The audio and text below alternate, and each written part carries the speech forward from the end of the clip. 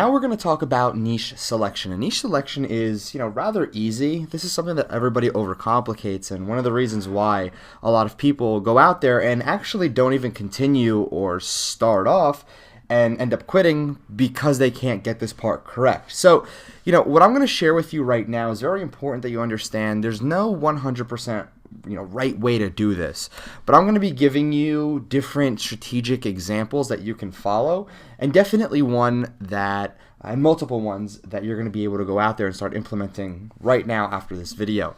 Now remember, just before I continue, I just want to let you know that this is the 7-figure plan. This section is to go out there and do this rather rapidly. So you're going to notice throughout these next few videos that I'm going to be referencing whether it's some of the bonuses or whether it's some of the core modules in this particular course. But I want to let you know that I'm just going to be going through this in a timely manner just so you can potentially get started right away without having to worry about all the time that it takes. So niche selection is a strategic move, and most people choose niches completely randomly. However, you want to change it or actually choose it based on scale potential. So keep that in mind. You want to actually choose it based on the ability to scale within that niche. Meaning you want to be able to scale from niche A in product A to niche A in product B. So for example, if you promote dog collars, you can also sell dog harnesses. However, if you're promoting a pit bull collar, it's much harder to promote, dog harnesses as a generic product if your store is just pit bulls. So yes, this goes back to more so the question, should I go niche down or should I go broad? I personally like to go out there and start off with something a little bit more broad. For example, it's a lot easier to see if you can sell dog harnesses to pit bull lovers rather than selling pit bull harnesses to pit bull lovers. Again, you're going to be able to do that successfully, but it's going to be a lot harder for you to scale outwards to that, right? So just kind of keep that in mind when you're going out there and selecting a niche, that you want to have the ability to eventually scale within that niche. And that's the ultimate goal, is you building out this, fantastic brand, and you building out this fantastic store that you can go out there, this fantastic asset that you can go out there and just keep adding on to, and not having to worry constantly about, oh, can I do this? Will this work? Because it's not really my niche. So kind of keep that in the back of your mind. Now, strategic implementation is probably one of the biggest factors to choosing a niche, and this is kind of what really determines if you're going to be superly successful, and a lot of people typically don't do this. Now remember, I said before you even join this in the workshop or maybe the sales video that you saw, is that I do things a little bit differently. This is one of the things that I do completely differently, is I strategically implement which niche I'm going to go after based on the products and the availability of suppliers in that particular niche. So the last thing you want to do is get involved with a seasonal product or a seasonal vendor that you cannot scale from. Now, for example, Christmas sweaters. You can't sell, Christmas sweaters all year round. Now, technically speaking, you could, okay? Now, Christmas sweaters can be angled into ugly sweaters, and ugly sweaters is evergreen. But if you're doing ugly Christmas sweaters, it's only available for Christmas. However, if you're doing ugly sweaters, you can do that whenever you want, just like the dog collar example, right? So you can sell dog collars all the time, but pit bull dog collars, you can only sell it to pit bull owners. So you limit yourself. With Christmas sweaters, you can only sell it during Christmas, but ugly sweaters, you can sell it whenever. You cannot sell anything else to go along with Christmas sweaters, which is also pretty dang hard to kind of understand. So when you're going out there and selling a Christmas sweater, what else can you sell with a Christmas sweater to make you even more money, right? It's not like you can sell an ugly Christmas face or something like that. I don't know what you could sell. That's the thing, is that when you're selling an ugly Christmas sweater, well, maybe you could sell Christmas pants, but that's the farthest you can go. There's nothing else that these people are going to want. If they're coming, you have to understand the mentality behind it, right? So think about it. If you're going out there and purchasing a Christmas sweater, more than likely, you only need one, because you're only going to be using it one time out of the year, which is on Christmas, and more than likely, you won't ever wear it again, and if you do, you're going to want another one. So it's not in your best interest to go out there, personally for you, and offer a Christmas sweater because of the fact that there's nothing else that you can really sell. But on the flip side of it, because every negative has a positive, keep that in mind, the positive part about this is, yeah, you're going to be able to collect a lot of leads and customers if you sell that Christmas sweater during Christmas, but you really can't sell sell them anything else, right? Well, you can't immediately. Maybe you can in the future, but we're talking about niche selection here based on products. Just kind of understand that right now. But if you were to sell Christmas sweaters, it also ties you down into the Christmas season only. So if somebody comes to your store or your asset and purchases something during Christmas for the Christmas season, whether it's ornaments, lights, Christmas sweater, whatever it is, wrapping paper, they're going to tie you down. They're going to associate your asset with a particular season at that point. But if they're going there and just purchasing an ugly sweater, you become the ugly sweater store. So during Christmas, when they're looking for an ugly sweater, they're going to go ahead and associate you with an ugly sweater store, and it just so happens that you have Christmas stuff, right? You have Christmas sweaters. So that's what you kind of have to keep in mind. Rather than going out there and being the ugly Christmas sweater store, you're going to go out there and be the store with ugly sweaters, and it just so happens that you have Christmas-based sweaters as well. All right. So never limit yourself to holidays unless it's for sales benefits. For example, Christmas, right? I just said ugly sweaters, and the benefit for you having Christmas ugly sweaters is being able to position it as for Christmas. So that's the strategic implementation when it comes down to niches. You got to dive a little bit deeper than just the face of it. You have to understand why people are buying and if it's something that they're going to keep on or perhaps refer other people to buy from your particular asset. Now, finding the right niche for you. Here's a few different categories that you can start looking into if you're having a hard time. So passion is one of the major components of finding a good niche. Now, if you're passionate about paintball, then sell paintball items. If you're passionate about dogs, then go ahead into the dog niche. If you're passionate about electronics, go into the electronics niche. And here's the thing. People tell you, only go into a niche that, is profitable. And it's wrong because every niche is profitable, right? Now, it's going to be easier for you. And I'm going to tell you why I choose this and why I choose to go this route when I actually create these stores. And this is another reason why I do things a little bit differently, and it works better than anybody else can tell you on how to use other strategies. It works because if I'm going out there and I love dogs, right? What I'm going to do is I'm going to know how to speak the lingo. I'm going to know why people do a certain thing. For example, I can actually go out there and talk to my audience. For example, if I were to go ahead and say, how your voice gets 10 notches higher when you're talking to your dog, and I can put that in words and put that on my website. When your voice gets 10 notches higher talking to that puppy that you love, right? So it plays off the story in their head, and it goes a little bit deeper than simply, hey, a dog, here's this dog product, right? It's no, you're getting this dog product because, when you talk to your dog with your voice 10 notches higher, right? So again, it's like, oh yeah, wait a minute, that makes sense. So again, passion is huge. You're going to be able to talk in their lingo. You're going to be able to understand why they do what they do, and you're really going to be able to go out there and start piecing together your asset and your store, and also your creatives when it gets to ads and whatnot to get traffic. You're going to be able to learn how to and know without even having to learn, as a matter of fact. You're going to just automatically be able to tap into that particular audience because you already know what's happening. And in demand and hype. Now, think about this. Fidget spinners were an absolute easy sell. They were hot and sexy items to sell at the time. Everybody wanted them, right? And they were a craze. Again, you have Crazy Bones that were the same thing. They were a craze. You have, different toys all the time that are just crazes.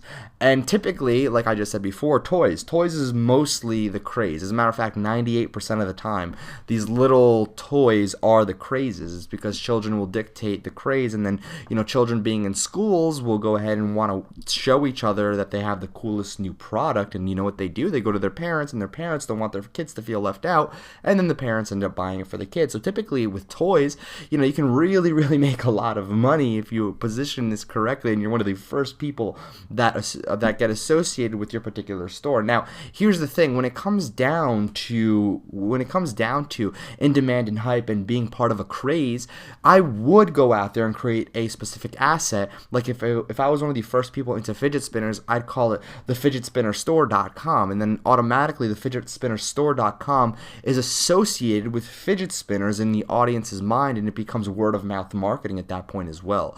So you kind of have the leverage and the one up at that point. So in demand and hype is also something you want to go ahead and be able to do and use in your advantage. And market commands. An example would be women urban clothing. Fashion Nova, carved a $2 billion empire from seeing the market and what was needed. Now, a market command if you can go out there and deliver what the market doesn't have, but you can tell that they might want it, you can be extremely profitable. Fashion Nova delivered women's urban clothing at an extremely affordable price, and now they're doing $2 billion a year. So, and here's the thing, you don't really see Fashion Nova Facebook ads. They're using Instagram, which we'll talk about when we get to the traffic section. So again, finding the right niche for you, these are 3 different kind of outlets you can use, which is passion, in demand, and hype, and then market commands. Right? So kind of keep that in mind. So how do you spark niche ideas? Well, the best way to do this is to not really limit yourself and think, well, I have to find the best. Rather, you want to find one niche and see if there are people buying in that niche, right? Let me read that to you again. The best way to do this is not to limit yourself. Rather, you want to find one niche and see if people are buying inside of that niche.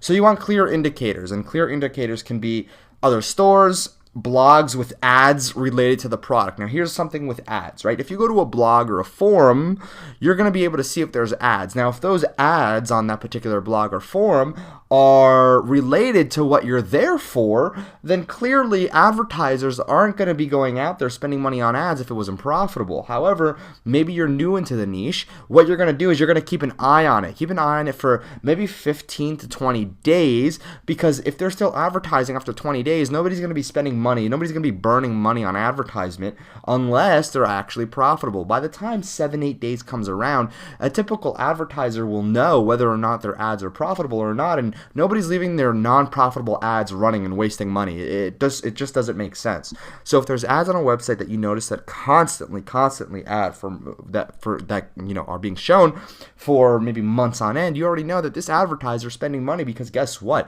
Those ads are making him or her money. So that tells you that there is a market. YouTube video reviews. If there's people that are going out there and reviewing these videos on YouTube and they're getting thousands, some even millions of views, that is fantastic. Look at the cosmetic industry, right? We already know the cosmetic industry, whether it's makeup or whatnot, they're going out there and absolutely crushing it, given the fact that everybody's looking for these review videos. And again, these women and men are going out there and purchasing these cosmetic products like crazy. And look for products on Amazon as well. Okay, so if you're trying to tap into a niche, see if there's particular products in that niche you're looking at, and see how many there are. If there's only like 4 or 5 products in that niche, that means one of 2 things. The first thing that it means is that clearly you might have found an untapped niche that you should definitely tap into, or you found a niche that, quite frankly, isn't that profitable, and that's why nobody's selling in it. And you want to use other key indicators to see if you can actually find other resources that have maybe advertisements like I talked about before, or reviews, or maybe a big brand, okay, that people may know of. So think about fishing, right? So fishing is a pretty big niche, and a big brand might be, Big Bass Fishing or whatnot, for example, okay? So just kind of keep that in mind. Then you have forums, magazines, etc. So when it comes down to a forum or a magazine, nobody has, for example, let's just go with the forum first. The forum, you can actually go to the bottom of the forum and see how many members there are. If there's like 300 members and the forum is number 1 on Google, that's a pretty bad sign. However, if there's like 300,000 members and it's on the first page of Google, that's a little better. If there's 3 million members, that's even greater, right? So essentially what you want to go ahead and do is keep in mind that it really does determine on the research that you conduct and the key indicators that you find. If you find big Instagram pages that have millions of followers, that's even better. If you find people in the niche, like if you find, let's go back to fishing, if you find a fisherman with 400,000, 500,000, 600,000 followers, that is fantastic as well. If you find brands with millions of followers on Instagram, that's even better. So again, use these key indicators, use multiple different sources to show you that this niche is proven and something that you can use. So what I'm going to go ahead and do is I'm going to go live and show you how I would spark some niche ideas with some simple research and Google Sheets. So let's go there now. So right over here, I'm actually in a Google Sheets file, and you can access that at sheets.google.com. Now, the first thing is first, I just put a few niches and ideas in here: Chihuahua, African lions, pit bulls, African elephants. Now, again, this is my passion. Animals is my passion, so I went a little bit deeper into, the types of animals. For example, an African elephant is a certain type of elephant. A pit bull is a certain type of dog breed. An African lion is some sort of, lion here, right? Chihuahua is a certain type of dog breed. Now, again, these are niches. However, what you can do, you can type into categories like dog bones, right? You can do women's dresses, Okay, we can do men's clothing, and we can do a few things here. What we're going to want to look for is, depending on how niche down you go, you want to go into Google AdWords, and you can access this on adwords.google.com if you just sign in. So if I'm going to go right here, if you just sign in, okay, you're going to be able to go ahead and see something like this. And if you don't see this, you're going to click on the little toolbar icon and click on Go Back to Previous AdWords. So all you want to do is click on Tools, okay, and then from here, you want to go to the Keyword Planner. Now, the reason why we're doing this, I'm showing you a shortcut right now to save you a lot of time, to see if there's people that are inside this audience that particularly are interested. So we're going to click Get Search Volume and Data Trends, and we're going to paste all of these right in here. Now, the reason why I'm doing this is because I want to see what the search volume is, right?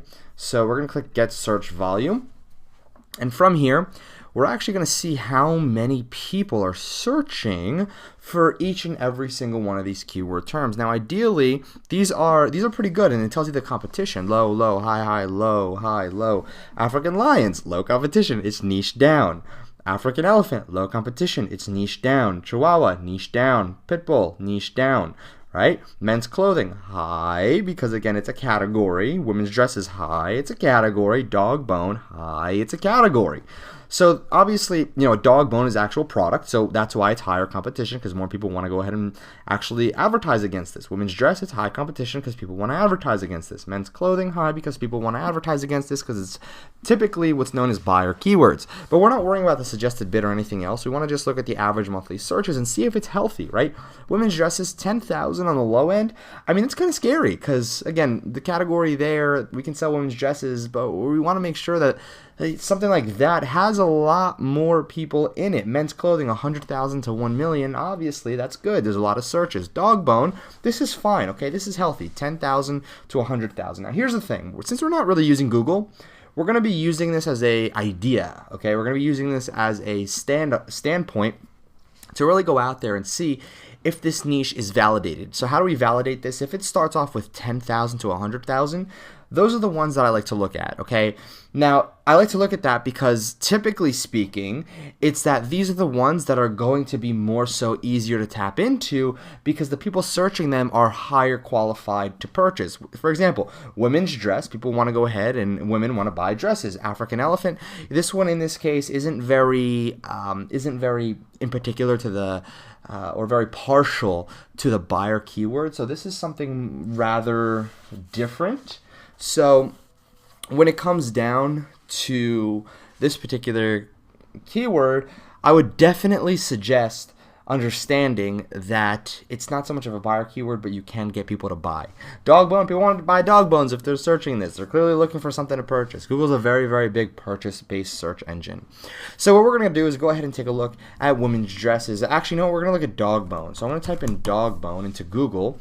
And what I'm going to see is I see dog bone hunter, dog plus bone, and we're going to see what these really are and what they have to offer. So dog bone, I can see this is like a little free shipping on orders over $50. So I can tell this is somebody selling something. So what I'm going to do is I'm going to go ahead and just take a look. All right. I can't really see game recovery system. I can't really see. This is clearly what looks to be a Shopify store. So rather, I'm going to look at this one and see what they have on their shop. Thank you very much. Okay. So, all right, so on their shop, we have dog collars, right? Dog collars is exactly what I told you. They're not targeting a certain niche, but they're going out there and going ahead and showing that you can really have this on any dog. So I searched dog bone. I don't really know why they're on here for dog bone, but I mean, hey, kudos to them. So it's just here, adjustable leashes, gift cards. There's really nothing dog bone like here. So it's kind of weird. Dog bone plus collections all. So this is a Shopify store, but it's just like leashes and gift cards and stuff. They're probably doing very, very well. Keep that in mind. All right. So, and they have their Pixel installed. I could see that. All right. So it just seems like they're selling a bunch of leashes, but they're ranking for dog bone, which pretty interesting. If anybody here wants to go after the dog bone keyword, it clearly looks like it's easy. Let's just see here, white dog bone. Okay, white dog bone is another store. Again, if you could tell, this is the keyword that has a lot of different stores trying to sell stuff in it. So again, you see a lot of different products over here.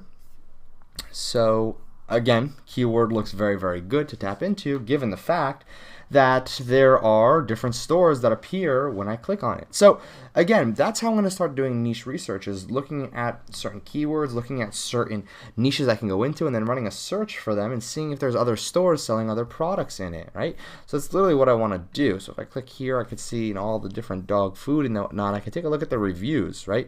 So sort by review count and see, okay, this right here, 42 reviews, that's really good, right? Sell price is $5.99, right? So even if we wanted to, we can just take a look if there's any type of margins. If we were to go and take a look on AliExpress really quickly, I just want to see if there's any type of margins. Don't know why it just showed me a knuckle bone. Why it didn't show me any.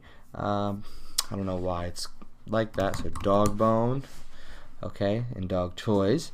I'm going to take a look at, you know, different dog bone and dog feeding. Okay, so I don't know why it's showing me bowls. I guess they're not really too sure on how to pronounce bones maybe. But okay, we have these dog bones right here at 93 cents a piece. Dental chew bone, that's really good. That's very, very good actually, that you can put in your store. Perhaps, you know, use it as an example for an ad. And what you can do with one of those is you can go and target pit bull lovers with a pit bull chewing on that bone, and you can do the same thing with chihuahua lovers with chihuahuas chewing on that bone, and you can really open up your scope of targeting just by breeds of dogs at that point. So it's very, very powerful. So that's how I'm going to go in and start doing niche research. There's absolutely no way to do this correctly, okay? There just isn't. Ideally, what you want to do when we talk about product selection in the next video is figure out how you can go out there and seamlessly find better products, which I'll cover in the next video. So without anything else being said, let's head in there right now.